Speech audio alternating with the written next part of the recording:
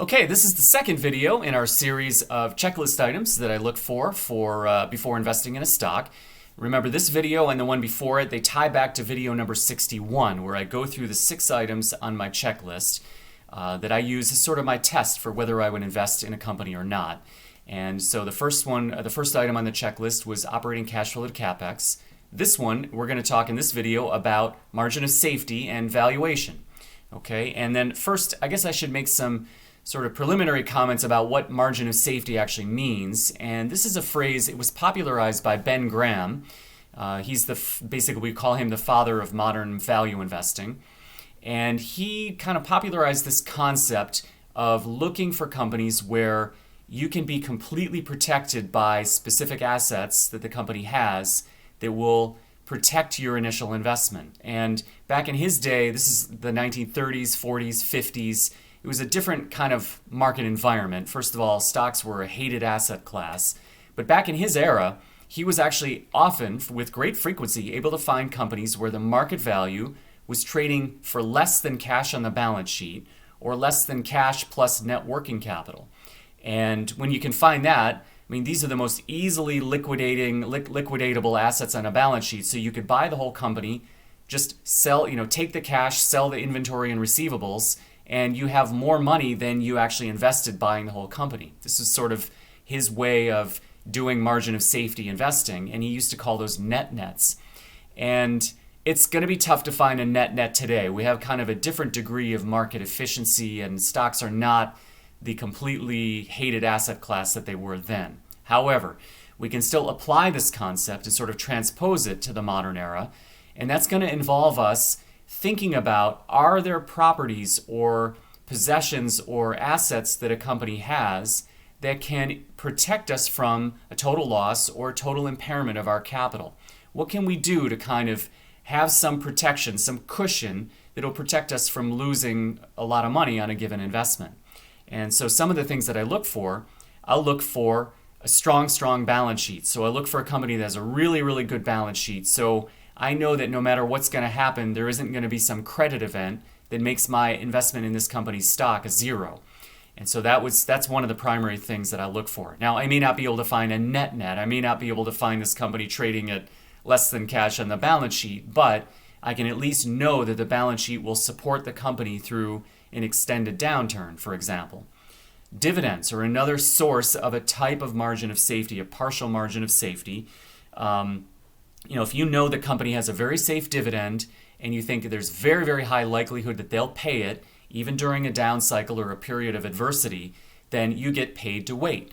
And one of the ways people look at, say, cyclicals or industrial companies, a lot of times when they would trade down to a point such that the dividend yield was 4%, a lot of times that would just be a trigger to hold your nose and buy this company and let the downturn play out, and then there'll inevitably be a return to better times, and so you get paid to wait. So dividend can be another helpful thing that can give you a margin of safety.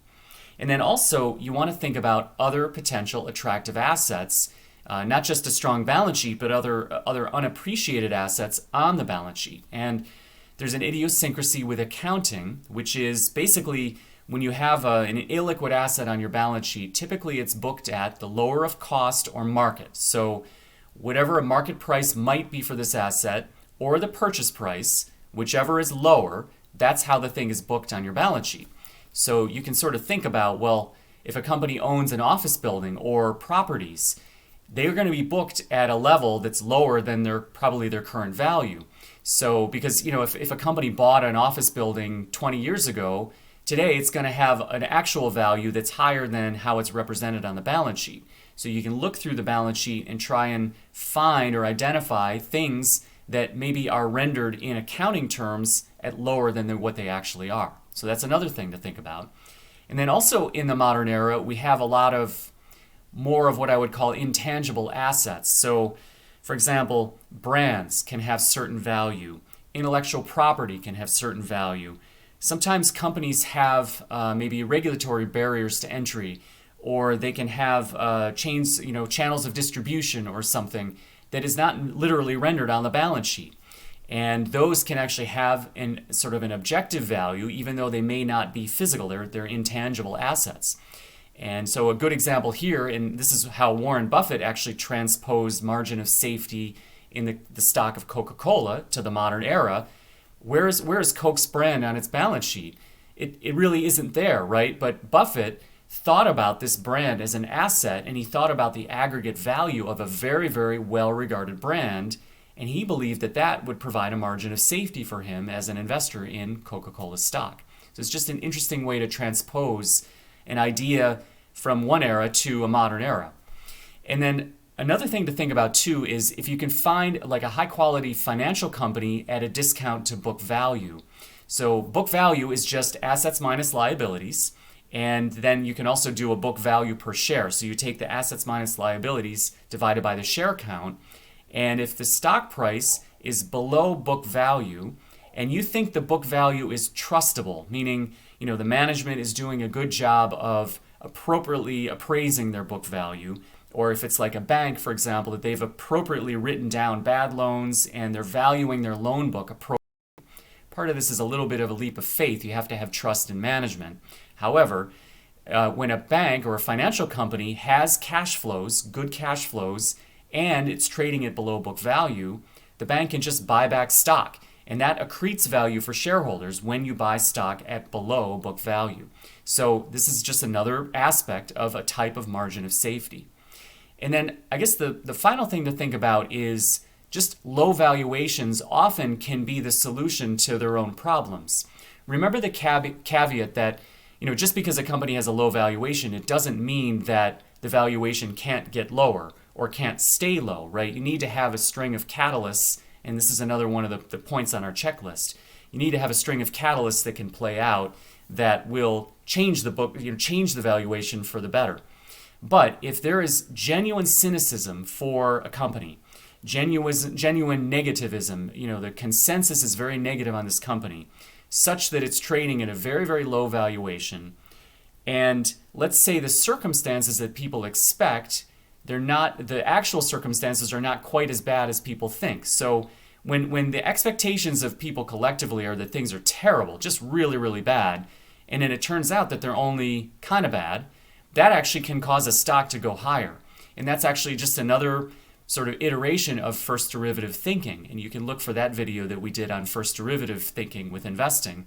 It's just that, the downward curve was not as steep as people expected, or the curve stopped going down, and that can actually make a stock go higher.